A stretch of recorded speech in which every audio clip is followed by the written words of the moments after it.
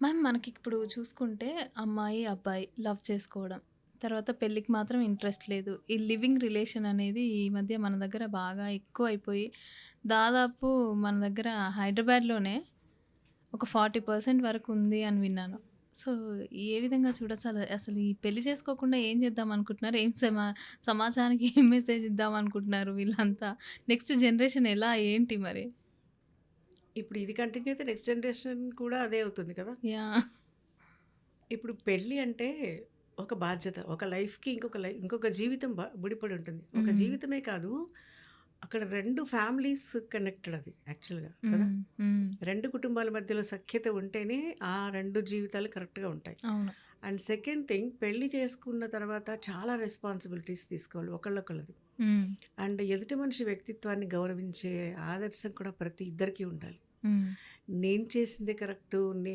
నేను ఆహ్, అంటే ఎవరి దాన్నేమంటారు? ఎవరి డామినేషన్ ఎవరిదుంటే నా రాజ్యం నా మాటే చెల్లుతుంది. హ్మ్. నా మాటే శాసనం అనుకుంటే రెండో వాళ్ళు డెఫినెట్‌లీ డ్యామేజ్ అవుతారు. అది హ్మ్. ఒకప్పుడు చెల్లేది. ఒకప్పుడు అలాగే గడిచాయి. చాలా కుటుంబాల్లో అది పాపం భరించారా? ఆహ్, అర్థం చేసుకొని కలిసి ఉండిపోయారా? మిగిలిపోయారా? అంటే ఏమో దానికి సమాధానం చెప్పలేము ఎవరు గూడా. హ్మ్. ఇప్పుడు ప్రెజెంట్ జనరేషన్ అంటే ఎలా అంటే ఇద్దరూ ఈక్వల్‌గా చదువుకుంటున్నారు, అవును. సంపాదిస్తున్నారు. సో, ఎవరి ఈగోని ఎవరు వదిలిపెట్టడానికి ఇష్టపడట్లేదు. హ్మ్. దీనివల్ల ఏమవుతుందంటే అట్ అట్ అండర్‌స్టాండింగ్‌లో ఇష్యూస్ వచ్చేస్తున్నాయి. అండ్ సెకండ్ థింగ్, ఒక బాధ్యత. ఇది మనిషికి అతి బరువైంది. ఎంత బరువైన భుజాల మీద వేయొచ్చు కానీ బాధ్యతను మోయడం కష్టం. కనపడదు ఎక్కడ. అవును. నెత్తి మీద కనపడదు, భుజాల మీద కనపడదు. కానీ ఆ బరువుని మోసే సత్తా ఉన్నప్పుడు పెళ్లి చేసుకోవాలి. ఇదైతే నాది స్ట్రాంగ్ ఒపీనియన్. హ్మ్. ఎందుకంటే ఒక టర్నింగ్ పాయింట్ లైఫ్‌లో ఎప్పుడు ఏదైనా జరగచ్చు. ఆహ్, అంటే మంచి జరగచ్చు, చెడు జరగచ్చు. అది బాధ్యత వహించగలిగిన స్తోమత ఉండాలి. ఆ బాధ్యతని తీసుకోవటానికి ఇష్టపడట్లేదు. పెళ్ళంటే జస్ట్ కలర్‌ఫుల్ ఎందుకు ఆ రకంగా ఆల్బమ్ కాదు. ఆలోచిస్తున్నారు? 1 ఆర్ 2 డేస్ డెకరేషన్ కాదు గదా! యెస్. జీవితాంతం కష్టమైన, నిష్ఠురమైన కలిసి ఉండే పరిస్థితిలో ఉండాలి. ఇప్పుడు పెళ్ళికి ముందు కొంతమందికి కొన్ని అలవాట్లుండొచ్చు. పెళ్ళైన తర్వాత గూడా అవే కంటిన్యూ అయితే ఎలా కుదురుతుంది? యాహ్! అది కుదరదసలు. అక్కడ ఒకటి కొంచెం ఇష్యూ వస్తోంది. ఈ బాధ్యతలేవి తీసుకోవడానికి వాళ్ళెవరు ఇష్టపడట్లేదు. అహా! ఎందుకు ఆ బాధ్యతలనేది తీసుకోవడానికి ఇష్టపడట్లేదు?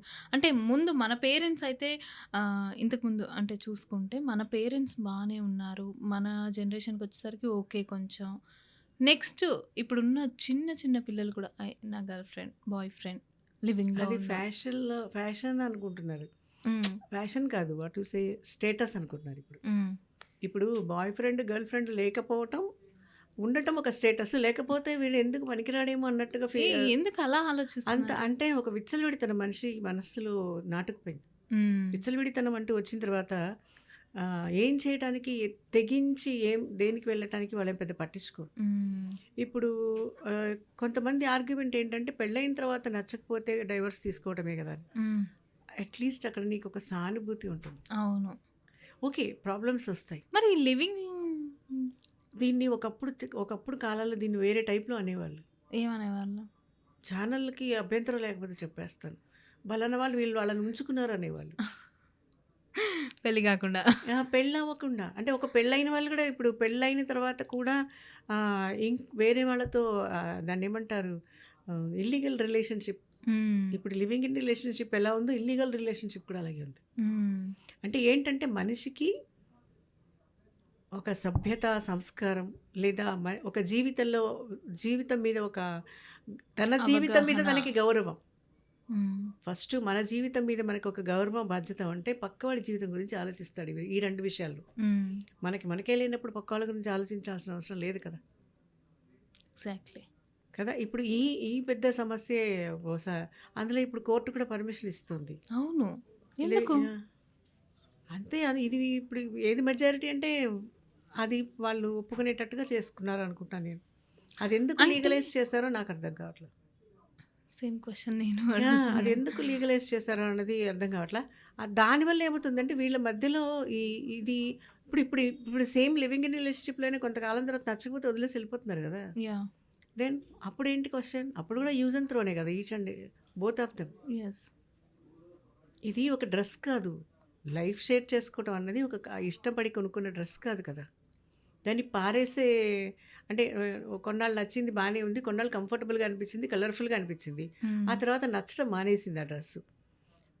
పడేస్తాం. బయట పడి ఎవరికైనా ఇచ్చేస్తా లేతే కబోర్డ్‌లో మూల పడేసి ఉంచుతాం. డ్రెస్ అడగదు. కానీ ఇది లైఫ్ కదా!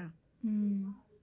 ముందు జనరేషన్‌కి చూసుకుంటే వాళ్ళకి నచ్చిన చీరైనా, ఏదైనా గూడా అలా దాచిపెట్టుకునే వాళ్ళిచ్చారు. ఆ! సో, హస్బెండ్ ఇచ్చారు. ఇవాళ నేను చెప్తాను. నేను కట్టుకొని చీర మా అత్తగారిది. యెస్. ఈ చీర మా అత్తగారి చీర. ఇదొక అలా మెమరీ అలా కదా! మెమరీగా ఆ! ఉంచుకునేవాళ్ళు. ఆ! ఇప్పుడలా లేదు. అది ఇప్పుడు memory. It's a life is a memory. అందులో కష్ట సుఖం 2 ఉంటాయి. ఇప్పుడు ఎప్పుడు మనం హైవేలో నడవలేం కదా! హ్మ్. ఎప్పుడు ఓఆర్ఆర్ రాదు. వెళ్ళేటప్పుడు కొంచెం మట్టి రోడ్ గూడా మామూలు వస్తుంది. మట్టి రోడ్డొస్తే అసలు రోడ్డే లేకుండా గతుకులు కూడా ఉంటాయి. యెస్. అయితే ఏ రోడ్‌లో ఎలా జాగ్రత్తగా నడవాలి అన్నది ఆలోచించుకోవడమే జీవితం అంటే. హ్మ్.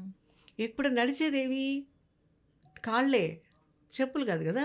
అవును. అక్కడ నడిచేది కాళ్ళు మాత్రమే. ఎంత బ్రాండెడ్ చెప్పులేసుకున్నా అవి నడవట్లా. మనం మనం తీసుకెళ్తేనే అవి మనతో పాటు తీసుకెళ్తేనే వస్తున్నాయి. వస్తాయి. సో, ఆ లైఫ్ అన్నది కూడా అంతే గదా! హ్మ్. ఇక్కడ మెయిన్ థింగ్ అడ్జస్ట్‌మెంట్. ఫస్ట్ ఒకళ్ళొకళ్ళు అంటే ఒకళ్ళ వ్యక్తిత్వాన్ని ఇంకొకళ్ళు గౌరవించాలి. హ్మ్. ఎంతవరకు వాళ్ళకి మనం కంఫర్టబిలిటీ ఇవ్వగలుగుతున్నామనేది ఇద్దరు చూసుకోవాలి. హ్మ్. ఇక్కడ ఎక్కడ ఆహ్, మిస్ అయినా, ఎవరు ఫెయిల్ ఇద్దరికీ. అయినా హ్మ్. ఇద్దరిది అది ఇద్దరికీ ఎఫెక్ట్ ఇద్దరికీ పడుతుంది. ఎఫెక్ట్ అవుతుంది. అది మ్యారేజ్ అవ్వని, లివింగ్ ఇన్ రిలేషన్ అవ్వని. ఓకే. కాకపోతే లివింగ్ ఇన్ రిలేషన్‌లో వాళ్ళు విడిపోతే వాళ్ళకి ఓ ఏమంటారు? కొవ్వెక్కి వెళ్లారు, వదిలేసుకున్నారంటారు. హ్మ్.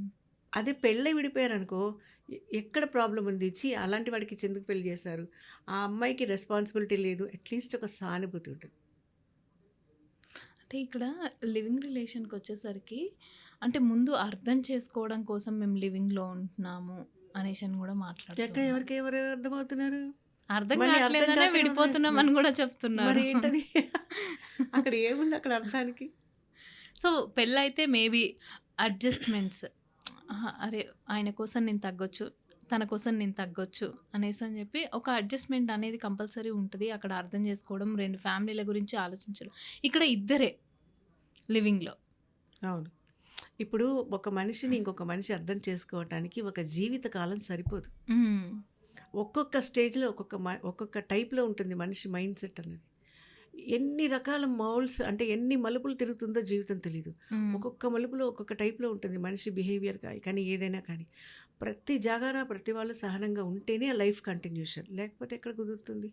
ఇప్పుడు కలిసి ఉన్న ఇప్పుడు కాపురం చేస్తున్న హస్బెండ్ అండ్ వైఫ్‌లో హ్మ్. వాళ్ళకి గొడవలు లేవంటారా? ఎందుకు లేవండి? ఆ గొడవ లేని వాళ్ళు ఎవరైనా ఉన్నారేమో నాకు రాసి చెప్పండి. మా ఎవ్ ఇంట్లో అస్సలు మేము years most lovingly and years most obedient అని ఎవరు ఉండరు. ఎవ్వరు ప్రాబ్లమ్ ఉండరు. ఉంటే ఎసే అయితే లెట్ ఇట్ బి. ఆ ప్రాబ్లమ్ వరకే. Next continuation be normal. హ్మ్. ఇప్పుడు సపోజ్ ఇల్లు సర్దడం దగ్గరో యాహ్! పర్సనల్ ఆఫ్‌కోర్స్ నేను చాలా సార్లు చూసాను. అంటే నేను మా ఇంట్లోనే చూసాను. మా అమ్మ, నాన్న అప్పుడే గొడవ పడతారు. మళ్ళీ 5 మినిట్స్ కాంగానే వాళ్ళిద్దరు కూర్చొని మాట్లాడుతా ఉంటారు. అంటే వాళ్ళకి సిగ్గులేదని మాట్లాడుకుంటున్నారా? అక్కడ ఎక్కడ టాపిక్ అక్కడ వదిలేసారు. యెస్. అంతే కదా! ప్రాబ్లమ్ ఏ విషయంలో గొడవయిందో ఆ విషయం వరకే. దెన్ దే కంటిన్యూడ్ ఆఫ్టర్‌వర్డ్స్ కదా! అది ఎందువల్ల జీవితం ఒకళ్ళది ఒకళ్ళు పంచుకున్నారిక్కడ. హ్మ్. వాళ్ళు ఎంచుకోలేదు వదిలేసుకోవడానికి. పంచుకున్నారు పంచుకున్నారు. కాబట్టే వాళ్ళు అడ్జస్ట్ అవుతున్నారు. ఇప్పుడు కొన్ని కొన్ని సమస్యల్లో ఇప్పుడు కొన్ని కేసులున్నాయి. అసలు బాధ్యతే లేని హస్బెండ్‌లుంటారు. హ్మ్.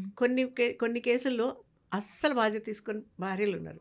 ఈ రెండిటి మధ్యలో కూడా ఒకళ్ళు మొత్తం సంసారాన్ని బాధ్యత తీసుకొని ఆహ్, నడిపే ఉన్నారు. అప్పుడు, విడిపోకుండా. అప్పుడు పిల్లల మీద ఇబ్బంది పడుతుంది కదా! పిల్లల మీద ఎఫెక్ట్ పడుతుంది. అయితే ఆ ఒక్క ఆ పేరెంటు పిల్లల్ని ఎంత బాధ్యతగా, ఎంత సమర్థంగా పెంచుతున్నాడన్నది ఆ parent either mother or father. That is their greatness. Thank you ma'am. ఇక్కడి వరకొచ్చి ఇంత మంచి ఇన్ఫర్మేషన్ పేరెంట్స్‌కి అసలు ఈ మధ్య మనం చూస్తే అందరు లివింగ్ రిలేషన్ అంటున్నారు. అదంటున్నారు, ఇదంటున్నారు. మళ్ళీ గొడవలు. పేరెంట్స్ కూడా ఈ మధ్య కొంతమంది అరే! ఏంటిది అన్నట్టుగా ఉంటున్నారు. పిల్లలు లివింగ్‌లో వెళ్ళిపోతున్నారు. అక్కడ ఉంటున్నాము, ఇక్కడ ఉంటున్నాము అనేసి అని చెప్పి. సో, ఇలాంటి టైంలో ఏ విధంగా ఉండాలి అని చెప్పి తెలియజేసినందుకు thank you ma'am. Thank you.